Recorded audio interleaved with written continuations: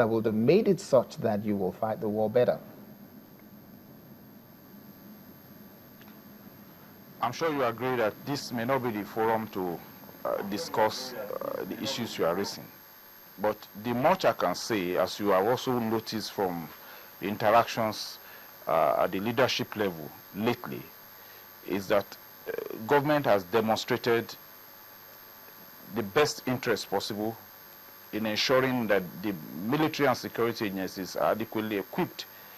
And every effort in that connection has been very encouraging to the system. And as I mentioned earlier, on a regular basis, at an incremental level, you find that the requirements have been met. I also mentioned that, and this you can verify, that there is no military anywhere in the world that has all it takes to conduct an operation at any particular time. It's only met incrementally and as the need arises, and that is the approach I think is ongoing, and we believe the result will prove what they were. It's not for us to raise issues at this forum, but the appropriate authorities are already duly informed and demonstrated the necessary interest to address the situation, and it's been addressed, definitely. Okay. Some other issue that some people have raised in the past weeks is about the mutiny and issues around some soldiers going to die for mutiny. And they feel that this can also bring down the morale of the soldiers. If we need more people to fight this battle and make sure that Nigeria comes out top, then without taking anything away from the military internal workings, issues like that should be taken with some kind of level of possibly mercy. Yes, looking at how to mitigate all of the things that the guys may have done and try to temper justice with mercy. Well, the level of interest that Nigerians are showing to the life and welfare of soldiers is very interesting and encouraging. That people will not want our soldiers to die for nothing. They will not want the system compromised.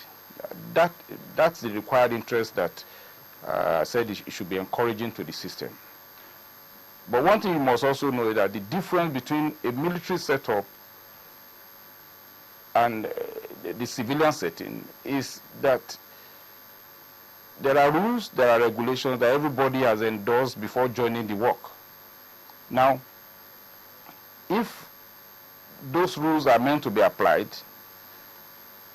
the best approach is to let it run its course in the most humane way.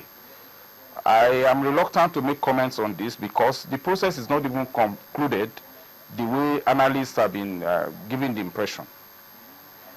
But one thing you must also know quickly is that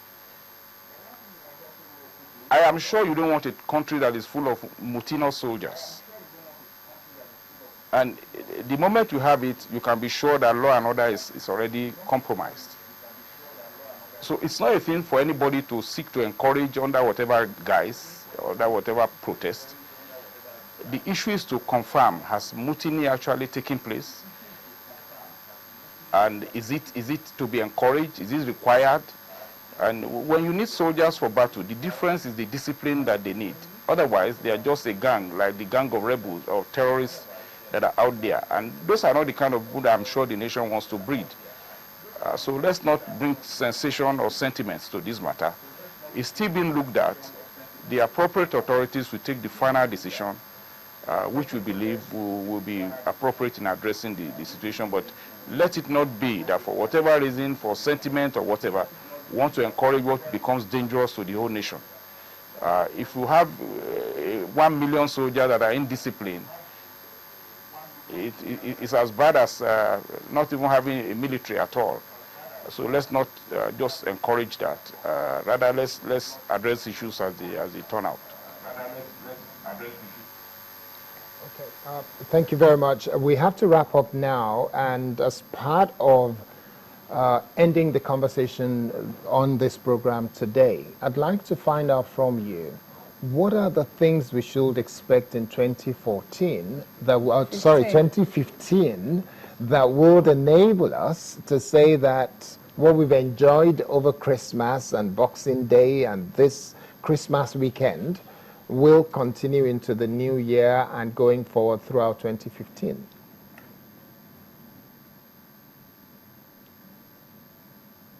We are sure that Nigerians expect more effectiveness of their military and security agencies.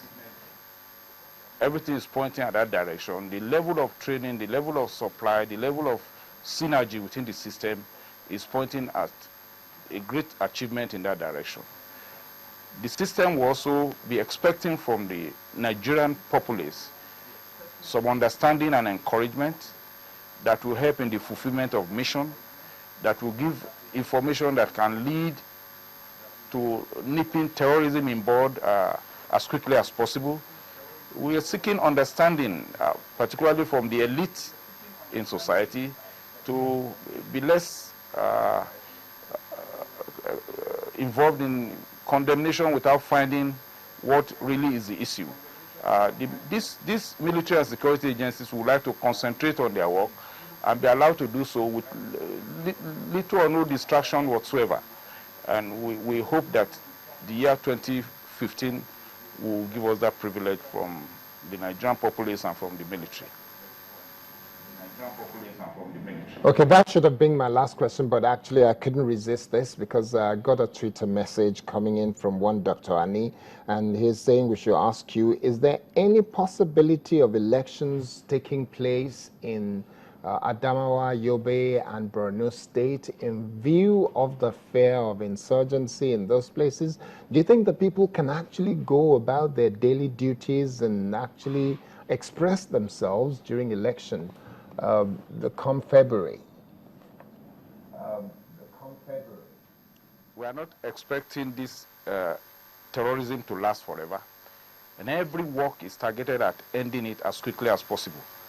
If we achieve this within the next 2 days, all well and good, it will be to the joy of everybody.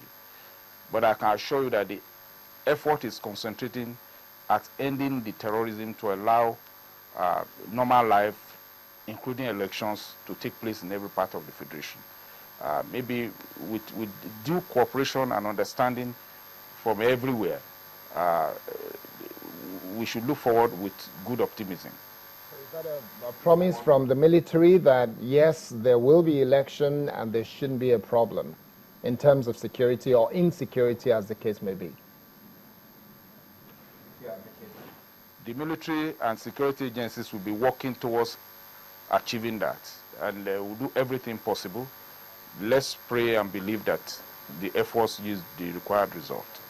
Okay. Reverend Ladi Thompson, your final word. We got to go. What's your thought? What's your assessment, and what would you propose for 2015? Final word, very quickly. Well, in a nutshell, I expect to see a lot of improvement in the strategic approach to the handling of this issue. I want to hear about a counterterrorism policy that is coherent. We want to see it on the international level. We want to see it on the local level as well. We'd like to see regional defense structures put into place as early as possible next year. I would like to see all the other things that are associated with handling this kind of problem that are just not in place at all right now. And Reverend Thompson said the fact that there were no bombings at Christmas is worrisome, or something that the security agents shouldn't take lightly. In your final words, what would you say, the military and the security agents should be doing differently to make sure that this is sustained? What the type of government determines how terrorism is going to last in any nation. So the military did not create this problem. Politicians create this problem. And also we've seen everywhere in the world that ending the war on terrorism is about public diplomacy. It's about diplomacy. It's more about political, you have to use political tools. So it's left to our politicians, it's left to those who are leading us to do something quick. Those children that are kidnapped in April 14, they will not be celebrating Christmas with their parents, today. So it's a bad Christmas for them. We don't know what is going to happen tomorrow. I foresee in the next 10 years, we may still continue struggling with this, issue of terrorism. I don't see any end coming the way we are looking at it. And it's not, the fight against terrorism is semi-military approach, not all way military approach we are talking about.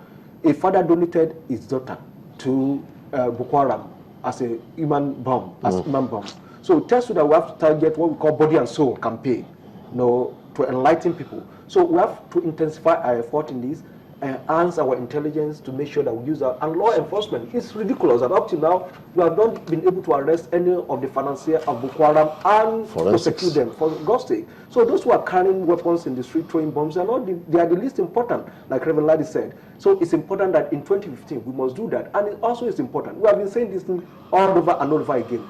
We need at-5 warning system, terror warning system, like what happened in Kano. If there's something like at-5 warning system, which of course we have everywhere in the world, probably number of people that die in Kano mosque, probably some of them will not go and they will not die the way they died. So it's like our government is intensifying effort on that, but we should see more of that in 2015. And they should use more of political tool and diplomacy, because military force, street approach is not going to end the issue of terrorism. If street approach can end it, by now they will have killed every one of them. And also, the weapon they are using, up till now, we have not been able to say that this weapon the Boko Haram are using is coming from somewhere or coming from Russia. It's coming within this country. We have to do something about that. We should take the dangerous weapon out of the terrorists. Okay. So that's my Thank you very much. That was Dari Ogulana, public analyst, public affairs analyst and security consultant. We also have in the studio Pastor Reverend Ladi Thompson, a security consultant and a clergyman. Thank you very much. And also Major General Chris Olukolade, who is the Director of Defense Information. Major General, thank you very much for being part of the show this morning. Thank you for the privilege. And Merry Christmas to you and to all our heroes who are fighting Nigeria's battle in the Northeast.